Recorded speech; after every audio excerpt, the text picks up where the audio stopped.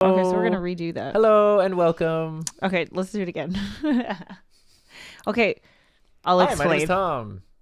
And I'm Heather. And I'm Heather. You're sitting at the Couples Table. Couples Table is a live stream podcast here on this channel. Join us for better or worse. For richer or poor. In sickness and in health. Even when we mute our audio. Okay, so here's what happened. I reset my computer, wiped the whole thing and reset my computer. And so there's some kinks that we need to work out, including some eCam scenes that need to be redone. Well, see, this was the thing, because I was in here first and I checked that the audio was going, but then you said, hey, can you switch the eCam profile to the Couples Table, which I did, and you haven't used that on this computer I have not used it yet, yeah. And it had a different audio setting, and I didn't look at it. So because everything went to default. Everything went to default, yeah. Everything went to default. And so here we are. Yeah, so hopefully it's good. eCam live program. What is this screen here? It's a little... Is this supposed to be like a preview window? Yeah. Well, it's the program one there. Oh, so see, is your computer working better though since you redid it?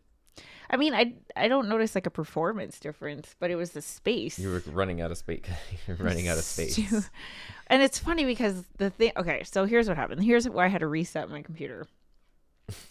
I record everything to eCam. I haven't used a memory card in forever. So live streams, Zoom calls, pre-recorded videos, vertical content, whatever, it's all recording to my computer. And every single live stream, including the Couples Table, YouTube Huddle Up, all of that. 2 years ago, I started a gaming channel, and I was mostly playing Final Fantasy 14, which is, at the time, not Mac compatible. So I downloaded this like bootleg run Final Fantasy 14 on a Mac program that was for some reason 100 gigs, which in terms of 4K, this is like that's just one file. Well, yeah, and you and I both have the same streaming computer, which is the original base model M1 Mac Mini. So it's 256 built-in memory. Yeah.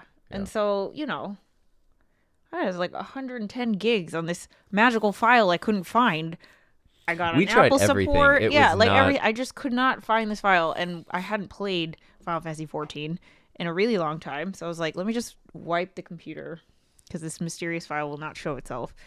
So I did that. But now the new expansion for Final Fantasy 14 is coming out on my birthday. in 2 weeks, But July don't you prefer 2nd. playing on the PlayStation though? Oh, you're right. Yeah. So it's Well, not I want to stream though. Maybe.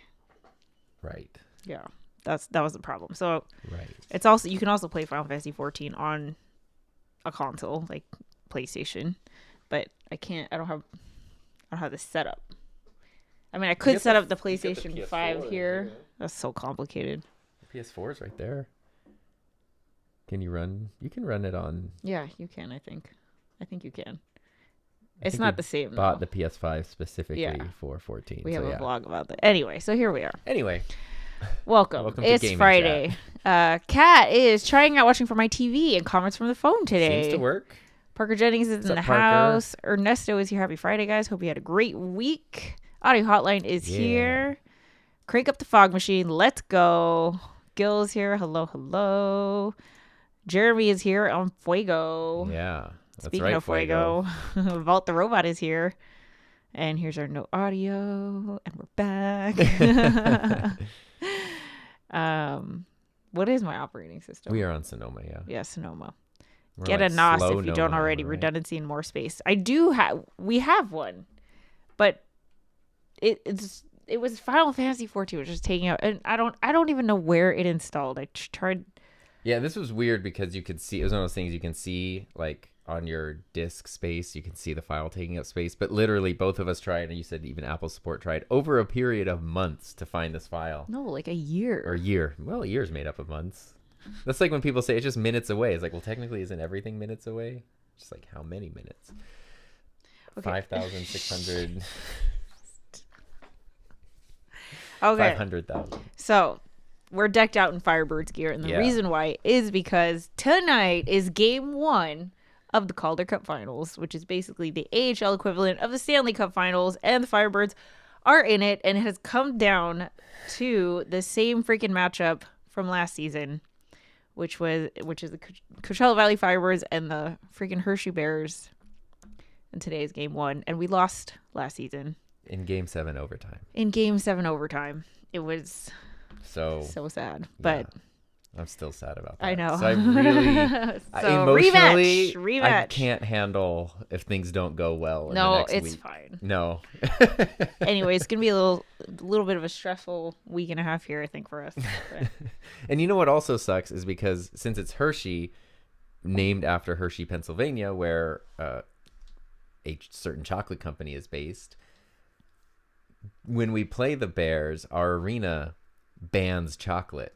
There's no chocolate for sale anywhere. There's no chocolate, which means when I get my Mr. Softy soft serve, which is usually a swirl of chocolate and vanilla, no swirl anymore. Straight vanilla only available, which means I unknowingly had my last swirl like 2.5 weeks ago. Swirl the pearl.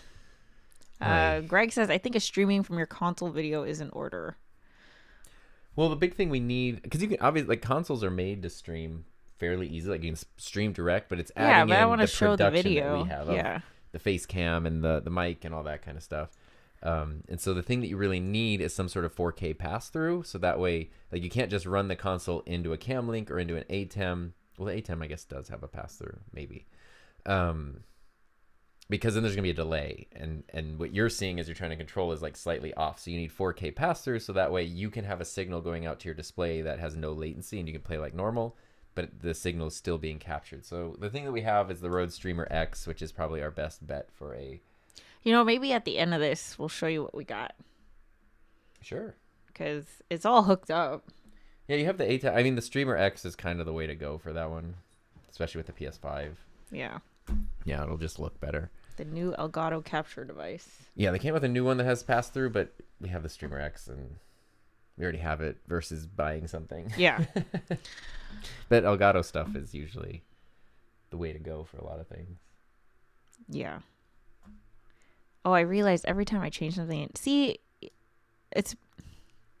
I've got factory settings, so every time I change something in Ecamm, the program window pops up, and I don't remember how to turn it off. There is a setting somewhere in the settings to turn off the program preview. I need to go through the settings. So, yeah. I was gonna say this is the perfect time to redo my Ecamm tutorials because I have to like redo all the settings, and I might as well just record the whole process. Yeah, similar things sort of ish happened to me because I've been streaming recently, but I've been using my MacBook, which I never stream on, and so I had to export the profile from Ecamm on my Mac Mini, put it in the MacBook. That actually worked really well, but there were still other issues because it's totally different processors. So things like my sync was different because the computer handled the signals differently. And so what was in sync on my Mac Mini was now out of sync on a MacBook. I have the Streamer X. Should do it. I haven't tried it yet, but it has pass-through. Yeah, it had a rough launch, so it left a bad taste in my mouth. But I think it has been updated, and the times I've played with it since, it's a lot better. And for gaming and stuff, I was trying to do like 24 frames per second 4K video capture, which is very different than trying to stream a console game in not 4K. See, this is the best thing about having everyone who uses Ecamm here. I just closed it. You saw it, right? And then it popped up again. Every time you switch a scene, it pops up again. Oh, is that what it is? Scene switching? Oh, I don't know what you were switching. Well, okay. We'll see. What else was it? Oh, so here's a question for you. Well, today we don't have anything planned. We were just going to see what you guys wanted to talk about and talk about whatever we want to talk about. But one of the things I want to ask you about is that you have streamed 3 weeks in a row. Yeah. Maybe. From having never streamed like consistently ever, really. Yeah. It hasn't, I mean, it's been consistently, I think it might even be 4, maybe 3 or 4. It's not consistent in that it's typically different days and times. Yeah. It's very random. But it has been, in addition to my video, I've been able to do a stream every week for the past couple weeks. So let's talk about that. Sure. Why didn't you do it before? What changed? Well, the big thing that How do you changed feel was my about studio. it? Oh, see, change. I didn't even know. Yeah.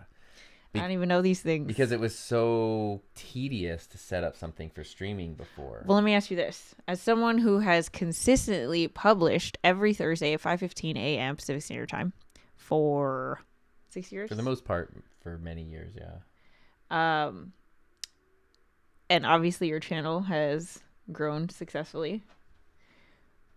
How do you feel about regularly incorporating live stream? That's a good question.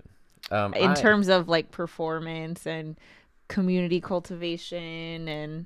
So in terms of the creative side of things, I love it because it's really fun. In terms of the community side of things, it's one of the best things that I feel like I can do right now. And something that means a lot to me is either in the chat there, especially at the end of the streams, or even in the comments that people leave on the replays, is people like the words helpful, thank you. Right, like, yeah. A lot of like helpfulness has popped up. And I kind of can't help but approach those streams with like a customer service mentality of like, someone took the time to be here, especially because they're totally random. It's like, I'm just suddenly going like, going live right now in 10 minutes. And then like people just show up. And so when they ask a question, I need help with something, I really try to like hit every one of them, at least as much as I can. Yeah. And I feel like that does make them stand out a little bit to like get to kind of dive in and get some help. Because I do sometimes watch streams where, you know, someone will say like, hey, how do I connect my microphone to a whatever? And the person's like, oh, I don't know, you just do it, like look up a tutorial. And like, you know, there's almost like, which I get, it's like if you're not trying to do a support stream, you don't need to answer support questions. So can I mention one thing I've observed? I think we've talked about this, especially since NAB. But one thing that I really think you do differently from other channels that are, say, silver channel or silver, what is it called? Play button and above, 100,000 subscribers and above. I think what you do is that you are still a viewer.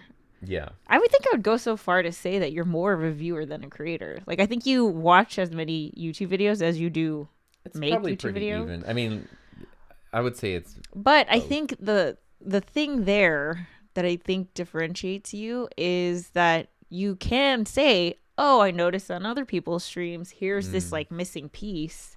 And so you can, you know, you can actually be like, well, when I do it, I want to make sure I do this. Not knocking on the other person, but it's like, you know, you can kind of see the experience of what it's like to be a viewer. I think I have noticed, a thing I've noticed when I watch channels where the person is not, especially if it's a larger channel where the person clearly is not much of a viewer themselves, is people in chats will bring up things, they'll ask questions, or they'll reference something that's happening on the platform or whatever. and the person running the channel almost like has no idea what they're talking about. And I think that is different, where if you're like also a viewer, then you can go like, oh yeah, I saw that, I noticed this, I heard about that, like you're in it as well, which is not like a strategy. It's just like I watch YouTube. Yeah. And watching YouTube makes me want to make YouTube, and making YouTube makes me want to watch YouTube. So that's just sort of, I guess it's a happy accident. Yeah. Performance wise though, I should probably mention this. I don't know if it's that or whatever, but not good for the channel. Like really bad for the channel in terms of, yeah, no, my channel has not, in terms of views, growth, total everything, So, has not been this low in 4 years. So numbers though. I went from about 30,000 views in 48 hours to maybe 1,500. Well, the reason why I say numbers, okay, that's a huge decrease. 15,000, sorry. Oh, I was Not like, what 1,500. the hell? 30,000? You gotta go fill out some job applications. From 30,000 down to 15,000. Like, sorry, math is hard.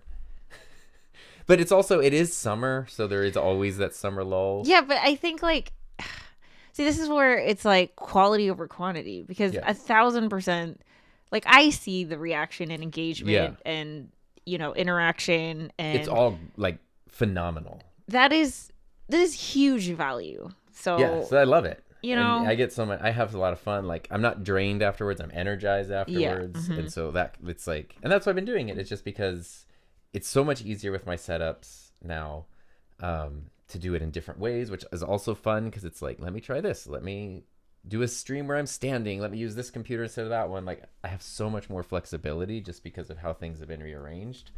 And the lack of pressure. I used to put so much pressure on like, this stream is about this, and I'm going to have 15 cameras connected, and we're going to go to this, and I have these graphics ready. Tom, now likes it's like to overcomplicate sometimes. We press go live, and we figure it out along the way.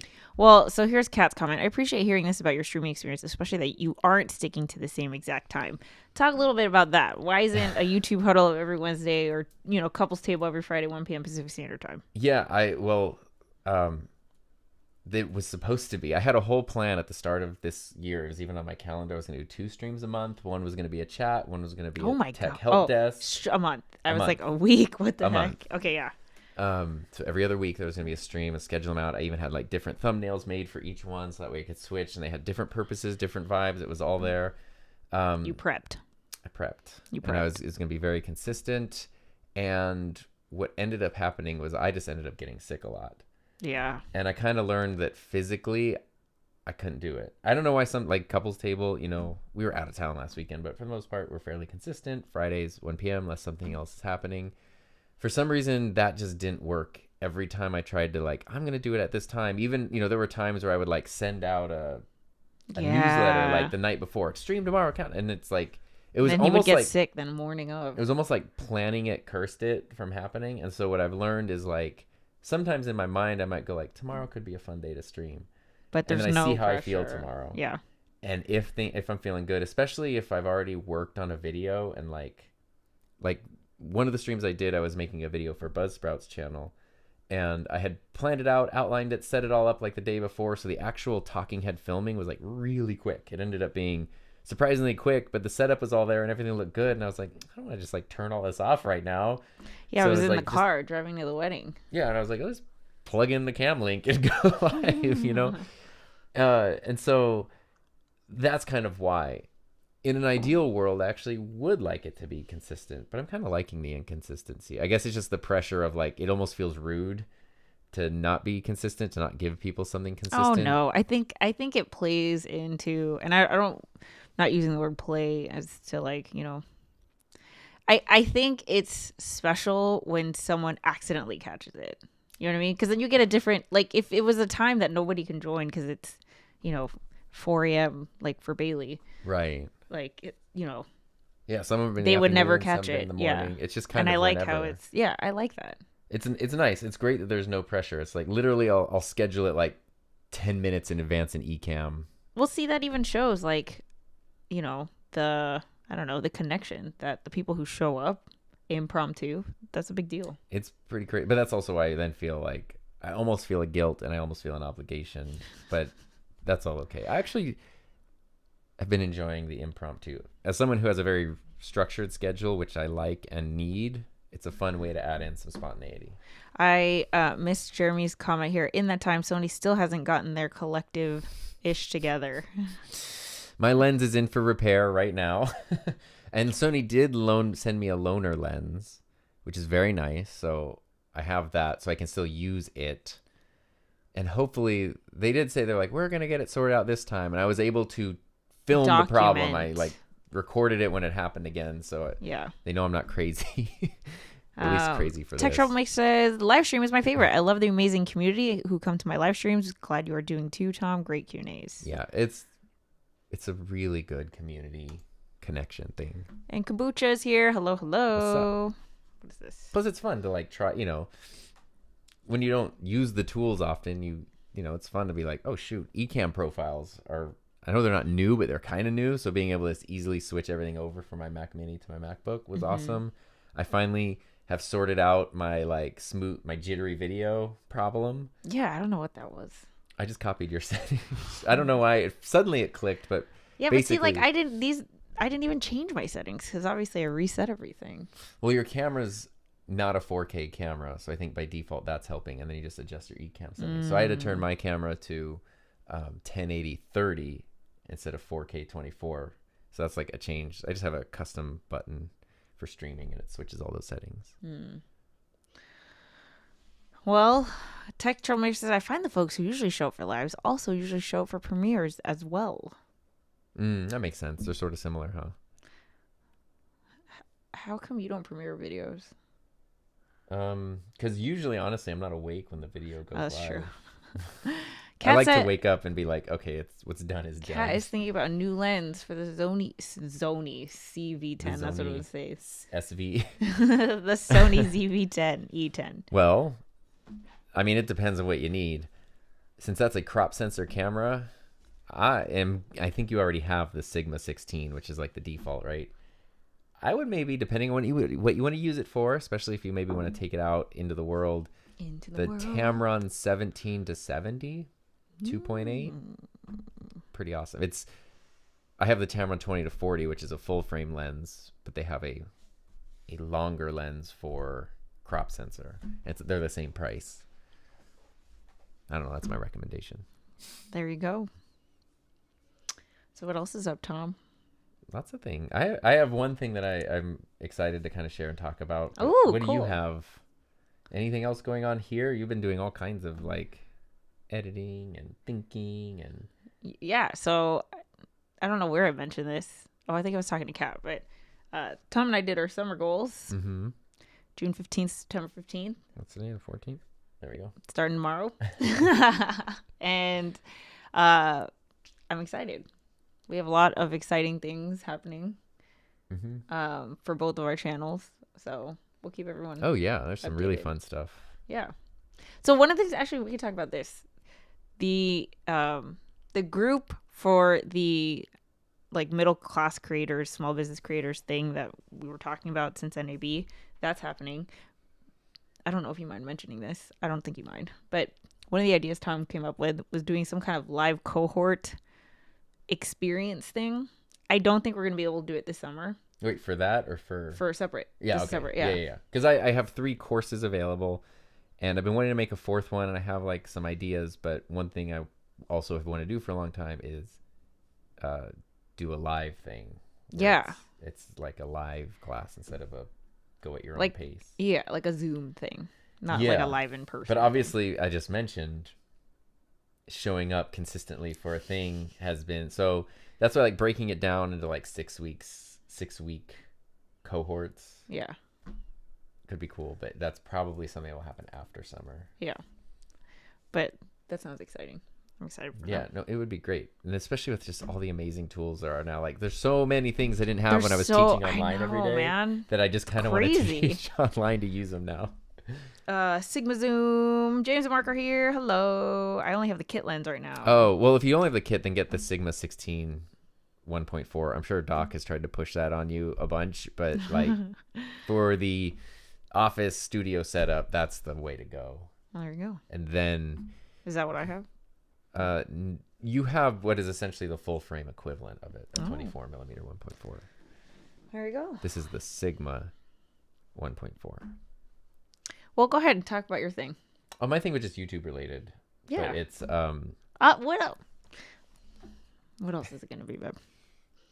no, I sort of had an interesting so it was sort of an interesting realization last week. Ooh, I talked to you about it. realizations. And so I'm going to be talking about another channel, a channel that I like, Spilled and the a channel that I tea. respect, but it's going to sound like I'm being critical, so I don't want to name the channel because I'm. Wait, who is it? It's not. The reason I think this is interesting is something. It's something we have talked about many times here. Is that like something feels different or has felt different about YouTube? Okay, yeah, in the past year or two, maybe. And it's strange because it's almost like, why do things? I understand that. I almost feel like there's a little shift happening now, going in the other direction. But I understand that things feel different, and like, what happened? And because it seems like everyone's doing the same stuff, right? Like we're making the same videos, talking about the same things. Why does it feel different? Well, let's go into that a little bit more because I want to see if anyone else notices this change, right?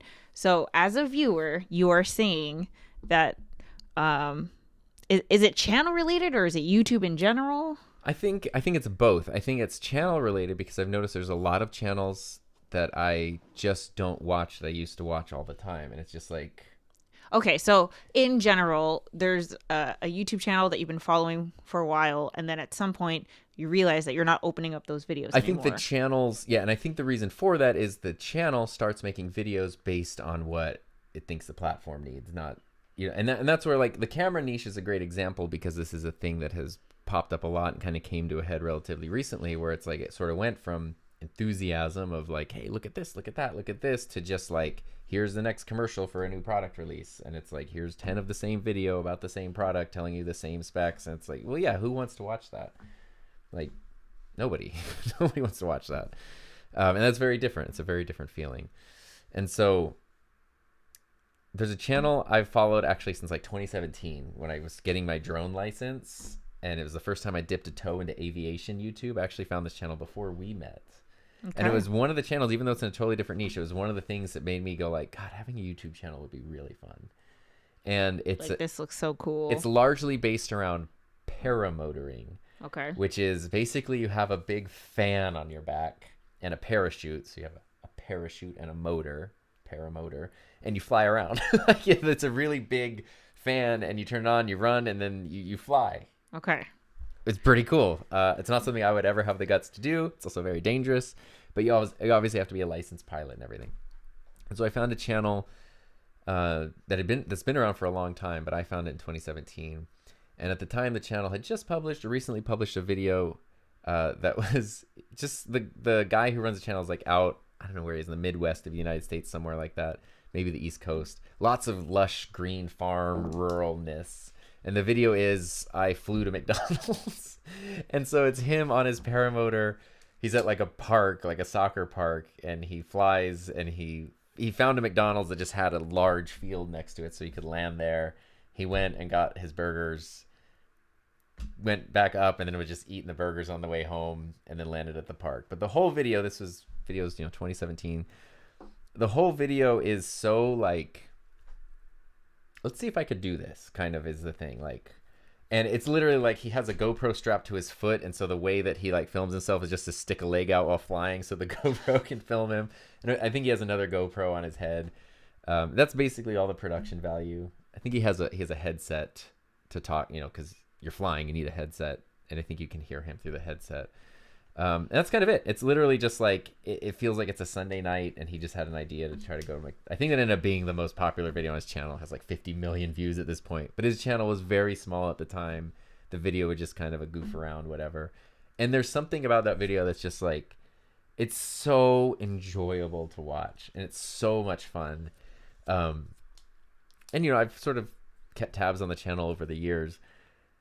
And so last week, when you were going to our friend's wedding, it was a multi-day event. You went to a couple events I didn't go to. Mm-hmm. And so one of the nights, his channel popped up in my recommendations. It was a more recent video, which was cool. And then I kind of went back and looked at recent videos, and I realized because of that video, that McDonald's video, was so popular. He ended up doing a whole series of like flying to every fast food restaurant.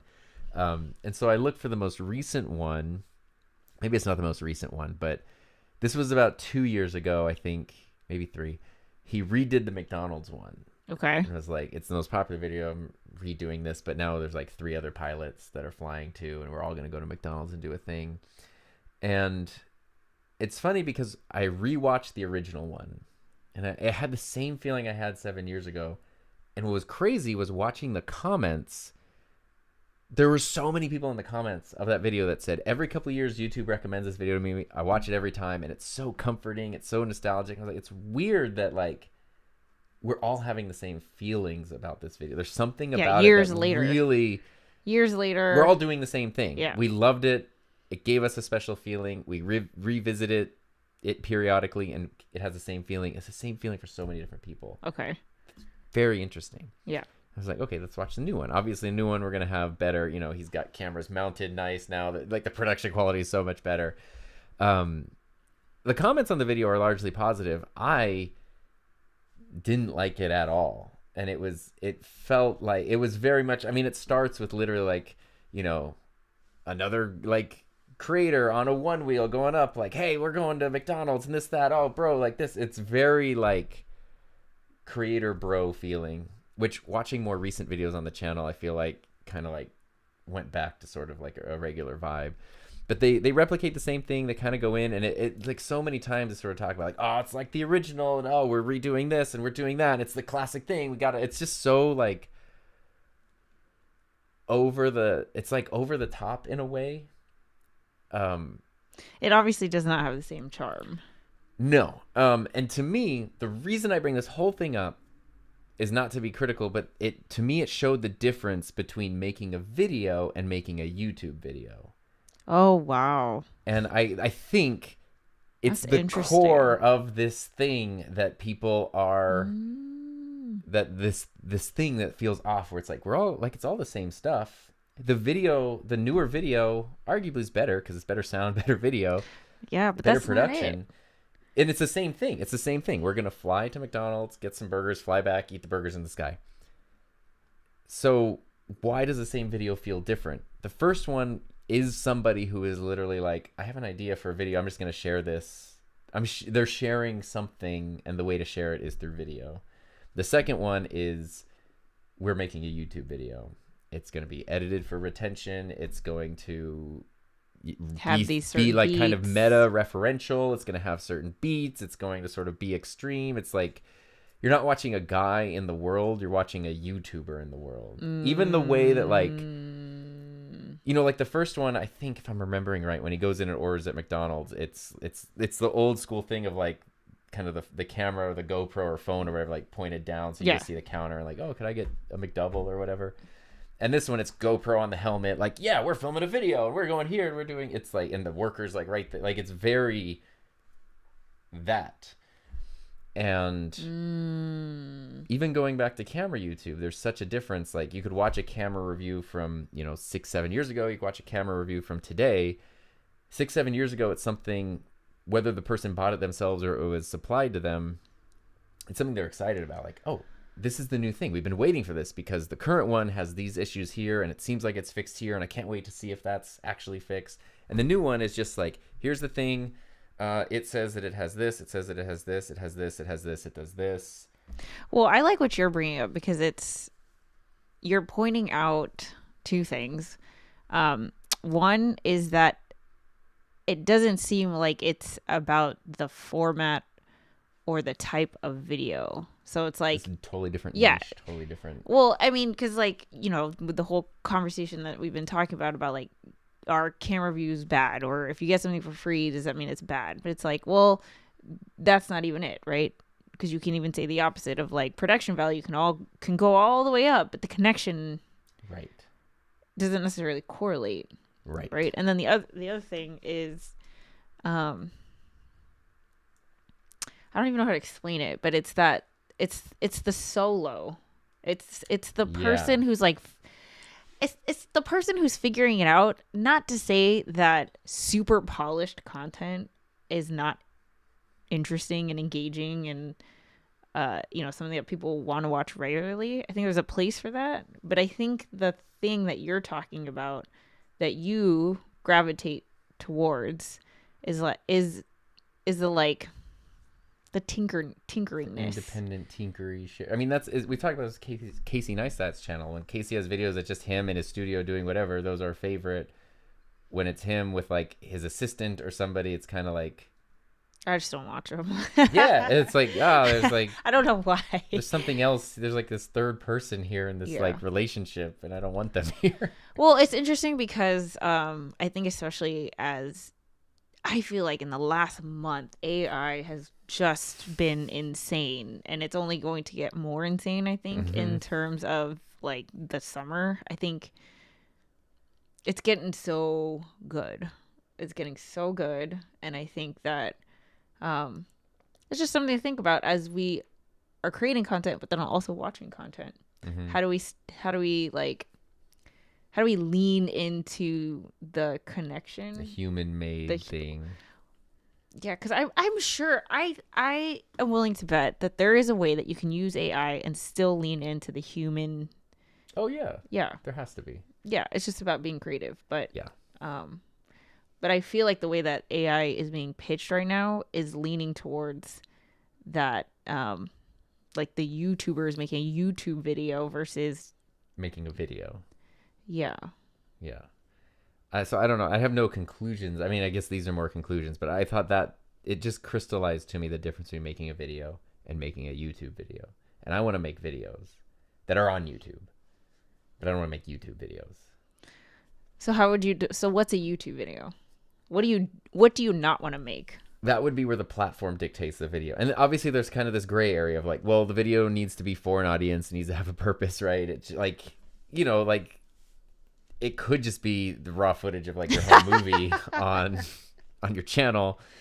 But image_5068. Yeah, .mov. Yeah. That's my video. I don't think you can go that far. I don't think anyone would want to watch that. But it is different when it's like, this topic is trending right now. I need to jump onto this. I need to edit in this way. I need to show this. I need to perform this way on camera. I need to... Because you yourself are like, my entire channel performance tanked, even though I'm doing live streams. I mean, you asked, but yeah, that's not... So how does a person like not panic? You do panic. You don't not panic. Unless you just have like... Unless your channel, if your channel's not your main thing and the perform, if this were my second channel, for example, where the performance, I don't even know what the performance is. Yeah, that's easy not to panic. Yeah. I want to make good videos on that channel. I want it to be enjoyable, but I have absolutely no idea what the performance is. Greg says, I remember that same original video, Tom. I wanted to buy a paramoting right after and a Big Mac. Yeah, let me tell you, that is like the best McDonald's commercial because it makes you just want to go to McDonald's.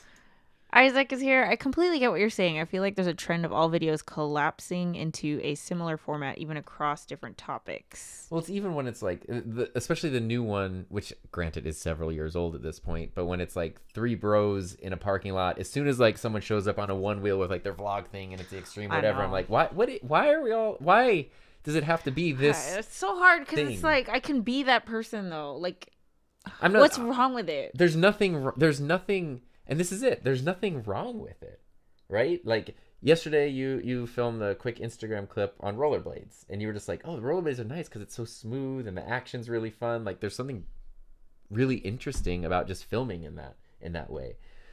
But I think it goes back to like, you're making a video because you thought it would be cool to make a video about flying McDonald's versus we're making this video because this is going to get more like.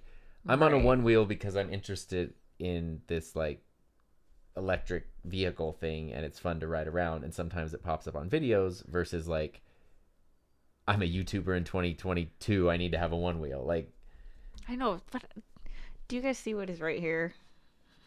No, I know. That's how we met. I'm not. This. Oh, it's you. It's me. Yeah. It's your bumblebees covering it, but there's a boosted board right here, and I was 1,000% that YouTuber who had a boosted board in 2016. Well, see, and that's where things got weird though, because I did too. That's a big reason why we met. So I'm not. It's not that there's anything wrong with that. There's nothing. I know what you mean, by the way, for the record. Yeah. I'm just trying to. I can't solidify it. It's I want you know to... it when you see it. It's one of those things. Like I can't define it, but I know it when I see it.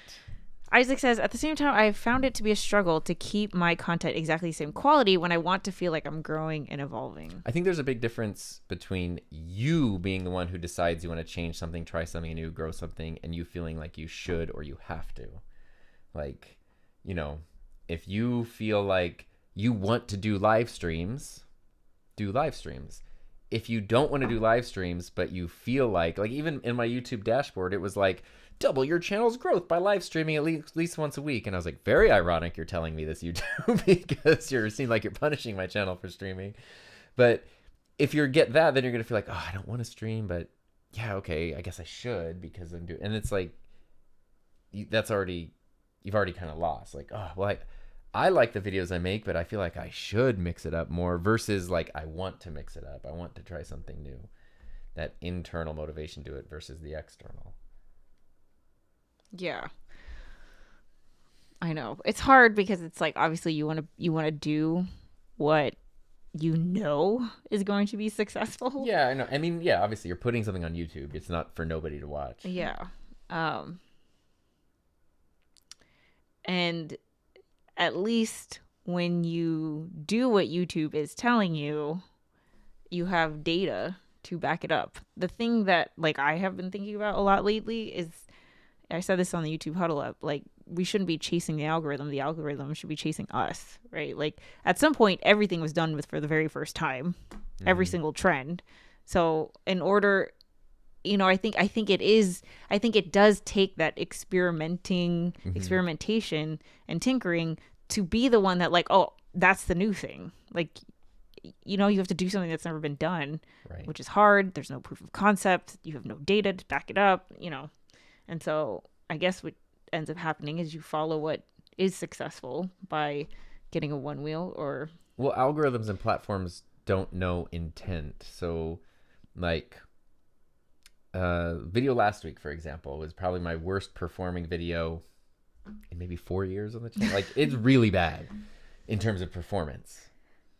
So all I'm getting is red arrows, dings, things are Seriously? bad. But granted, very few people watched that video. The ones that did, 100% positive comments. I haven't had to delete anything on there. Good discussion, positive comment. It's a useful video. And the reason I wanted it on the channel was because it's, as much as I know a video about parametric equalizers isn't going to hit the trending page, I want that on my channel so that way forever, or at least for a long time, I always have that resource there to refer people to. So there's an intent and a purpose there that is not going to be reflected in what the algorithm and the algorithm sees. Not a lot of people are clicking on this. The watch time's not very good, whatever. That's not what that video is for.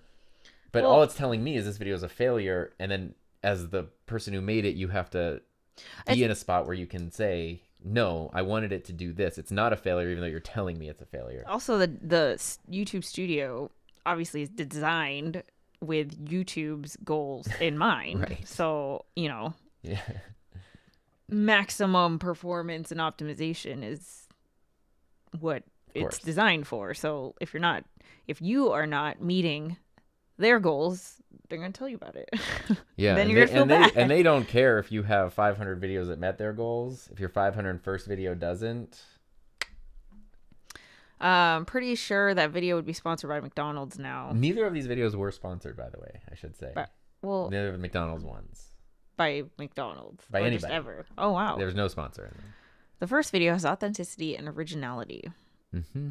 But see, like, I don't know, that's hard because how is the second one not authentic and original?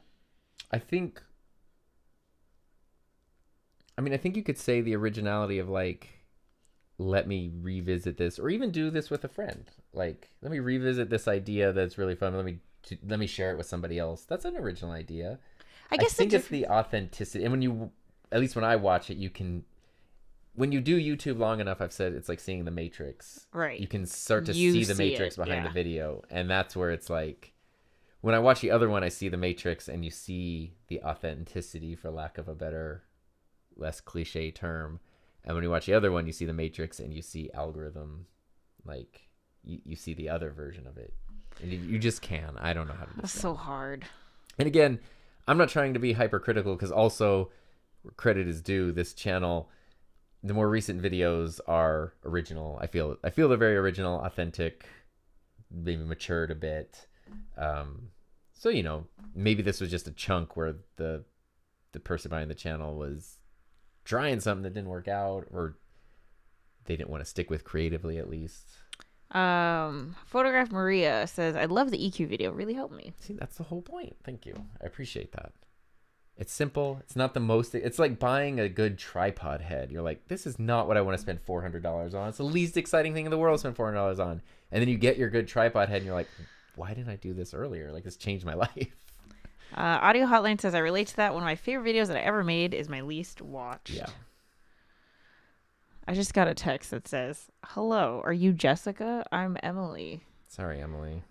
Let me tell you who never sends a text like that.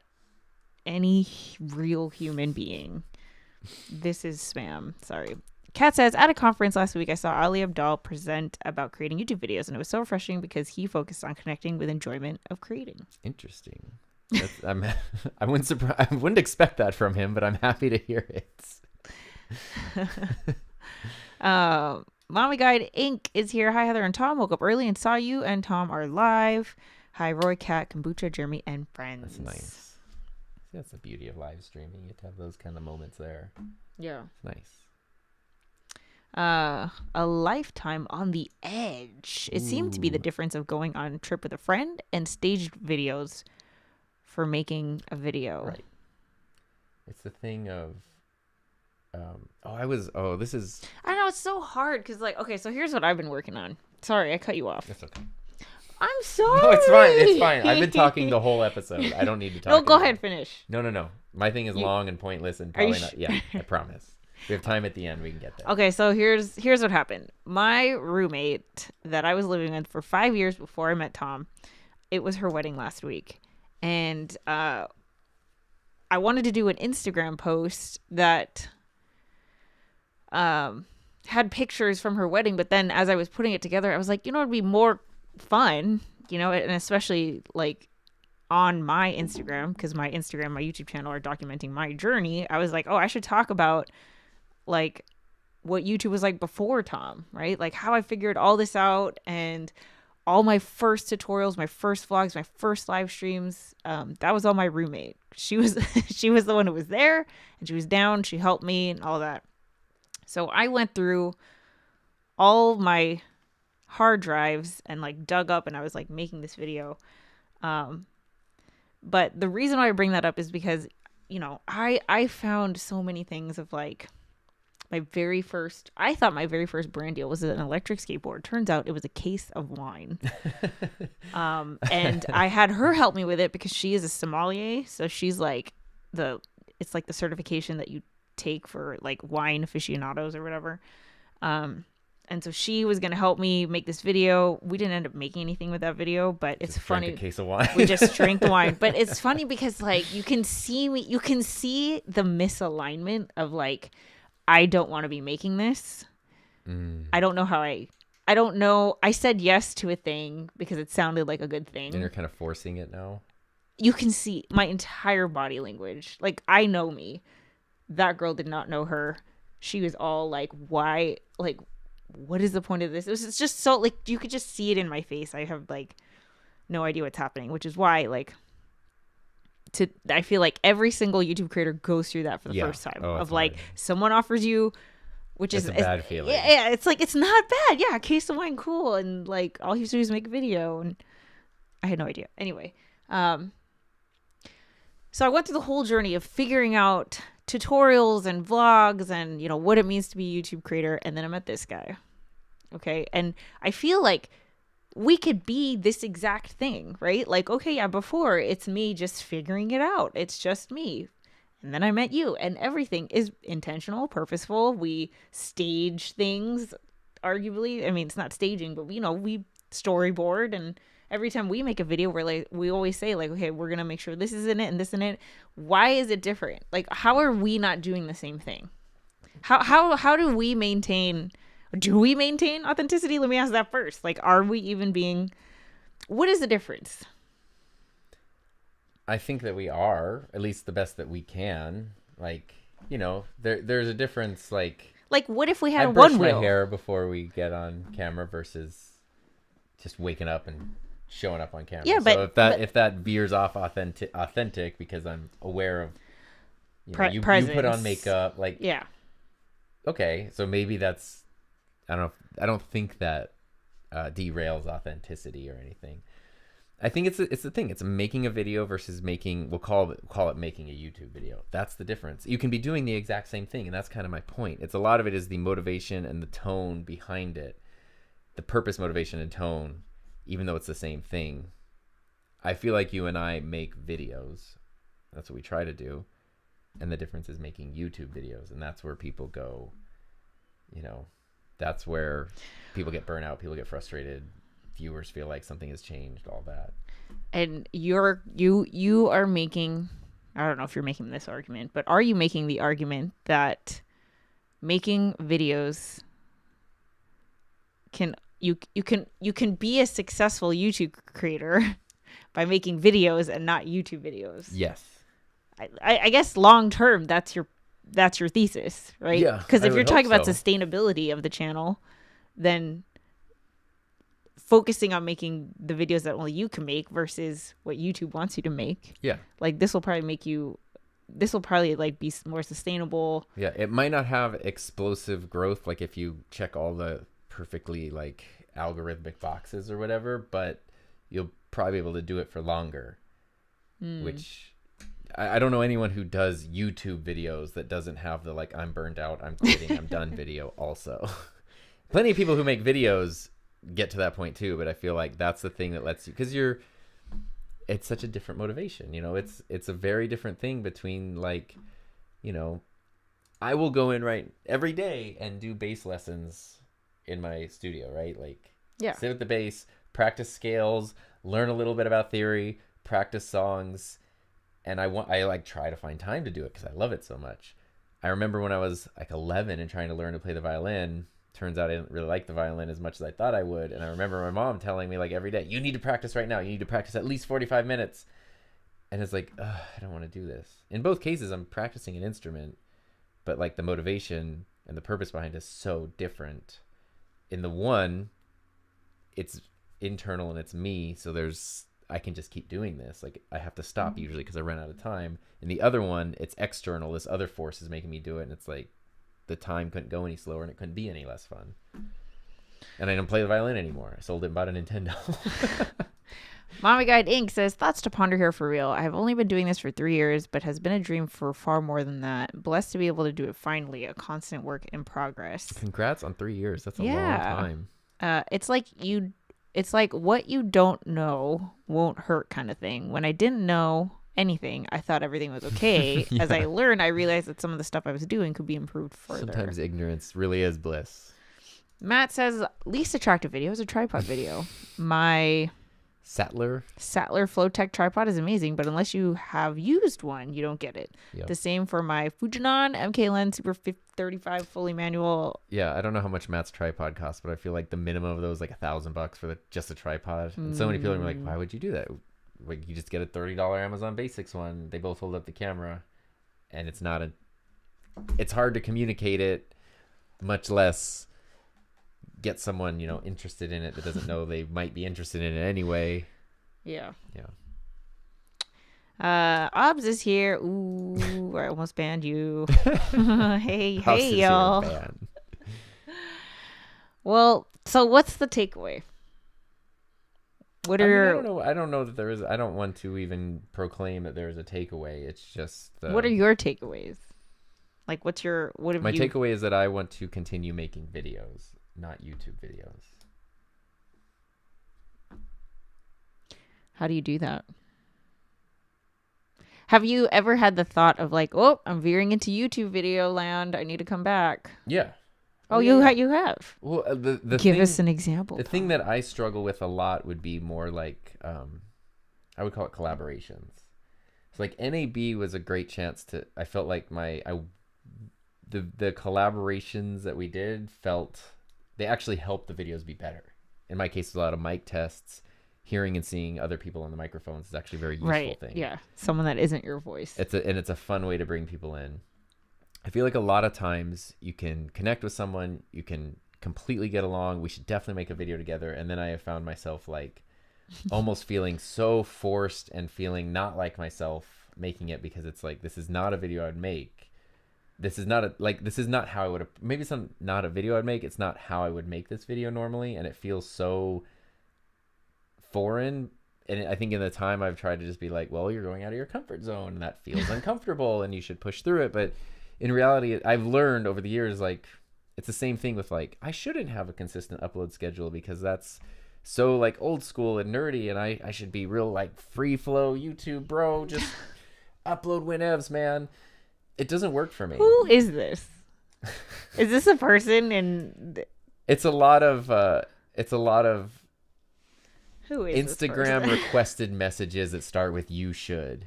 Hey, bro, you should. And it's just also what I see a lot of other people doing, and what people have told me to do directly. It doesn't work for me. And so just becoming comfortable with like, yeah, most of my videos are probably going to be in my studio. I don't know. If you don't like that, probably don't want to watch those videos. Yeah. And just sort of being okay with that. That's kind of the takeaway. I love it. Ob says, don't ban me. 3,000 for a tripod. Oh, 8,000 for the 2 lens. Oh my gosh. I thought they started at 1,000. I know they go up from there. In an ideal world, I can set and forget it and never have to crop again like I do now with the ZV-1. That's what I do. I never turn. I do not touch. It is covered in dust. My whole situation over there. I only turn it on and I turn it off. Well, you could. I mean, if it were a little wide, you could always, crop in with Ecamm, and then you never have to touch it. Yeah. Again. Whoa, max crop. Max Croppage. That's a Whoa. DJ name. Wait. The Beats Droppage with Max Croppage.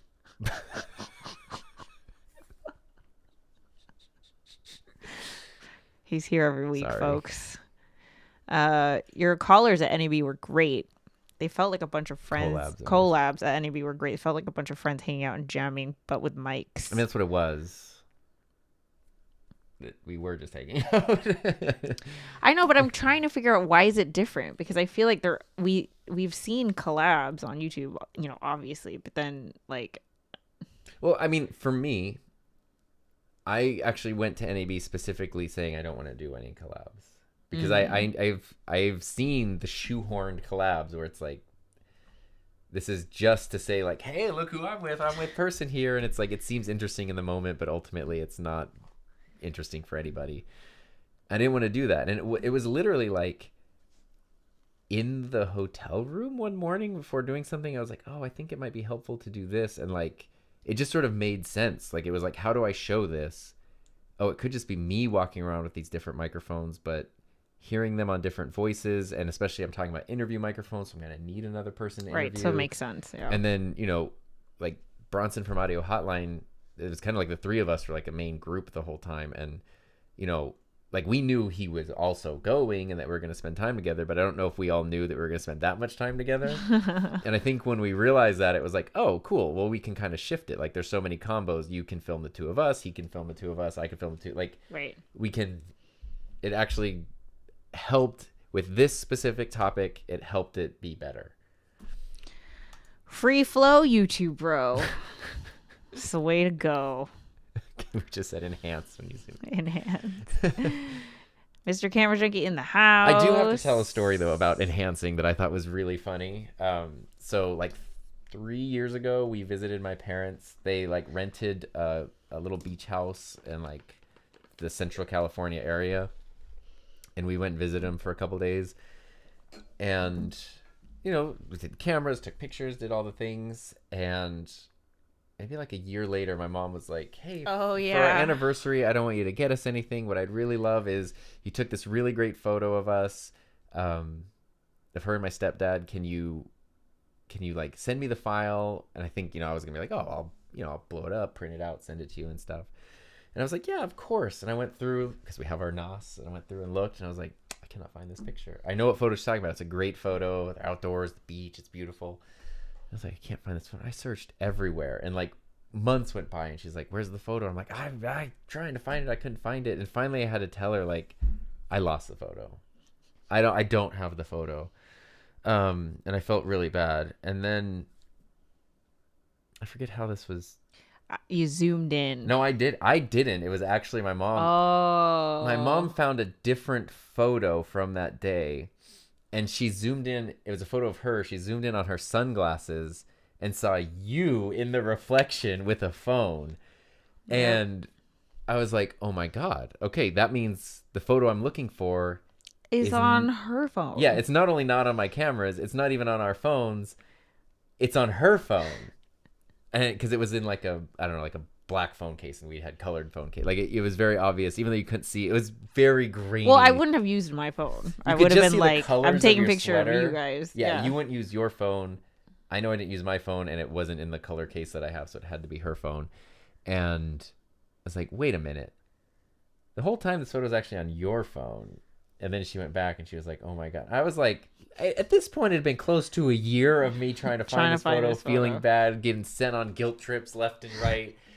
And it turned out I didn't even take the photo and never had the photo. I was not involved with this photo. Look at this.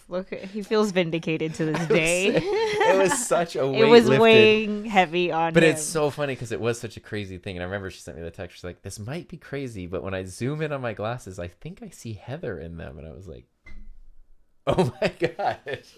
Yeah. A little CSI there. There you go. Andre says, hi, everyone. On the train, but Wi-Fi, so made it-ish. Nice. And everyone's saying hi. Hello, hello, hello. Well, that was an interesting discussion that I didn't know we were going to go into. There we go. They say hi, we say bye. All right. Oh, boy. Well, I guess that's it. It's time to clear the table. It is the top of the hour. Yeah. So anyway, I don't know why they don't stream these on YouTube. Who? Calder Cup Game 1. Oh. Firebirds versus the Bears. It's only on AHL TV. You're gonna miss. That's what we're going to be doing starting at 4 p.m. Pacific Standard Time, 7 p.m.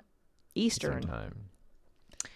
With the Bears. I can't bear the Bears. So I'm sure you can find something online that tells you the live score. Yeah. But this is what we are going to be watching. And hope you have a great rest of your...